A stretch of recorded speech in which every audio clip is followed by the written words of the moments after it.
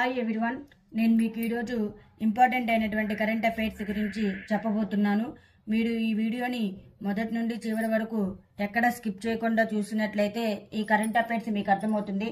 అలాగే ఈ వీడియో మీకు నచ్చినట్లయితే లైక్ మరియు సబ్స్క్రైబ్ చేసుకున్నట్లయితే డైలీ కరెంట్ అఫైర్స్ మీకు నోటిఫికేషన్ రూపంలో అప్డేట్ అవుతూ ఉంటాయి. రాబోయే అజంతా ఎల్లోరా ఫిల్మ్ ఫెస్టివల్ 2024లో Padmapani lifetime achievement award గ్రహీత ఎవరు? జావేద్ అఖ్తర్. వార్షిక పండుగ షార్ అమర్తలా టోర్గ్యా ప్రతి సంవత్సరం ఏ రాష్ట్రంలో జరుపుకుంటారు?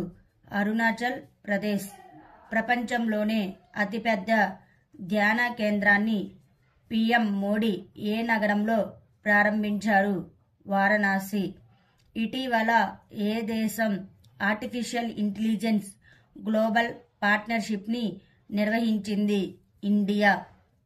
ఇండియా వియత్నాం సంబంధాల నేపథ్యంలో ఇటీవల వార్తల్లో వచ్చిన విన్ బ్యాక్స్ అంటే ఏమిటి? ద్వైపాక్షిక సైనిక వ్యాయామం.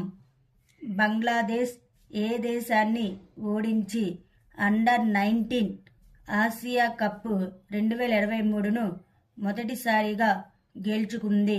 United Arab Emirates. భారతదేశానికి కొత్త రాయబారిగా రూవెన్ అజార్ను ఏ దేశం నియమించింది? ఇజ్రాయెల్. ఐపీఎల్ చరిత్రలో రెండో అత్యంత ఖరీదైన ఆటగాడిగా నిలిచిన పాట్ కమిషన్ను ఏ జట్టు కొనుగోలు చేసింది? Sunrisers Hyderabad. Joint research and development కోసం ఇండియన్ నేవీ ఏ ఐఐటితో ఒప్పందం కుదుర్చుకుంది? ఐఐటి కాన్పూర్. మొదటి ఖేలో ఇండియా పారా గేమ్స్లో అత్యధిక పతకాలు సాధించిన రాష్ట్రం ఏది? హర్యానా.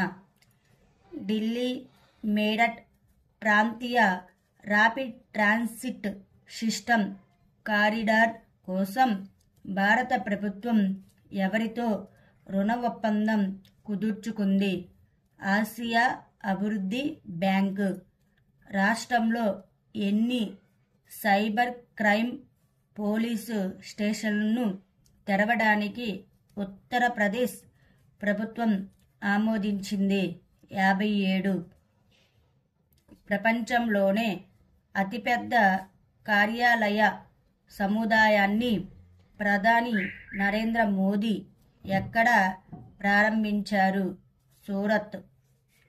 విజనరీ లీడర్ ఐకాన్ 2023 అవార్డుతో ఎవరు సత్కరించబడ్డారు? శ్రీనివాస్ నాయక్ ధరావత్.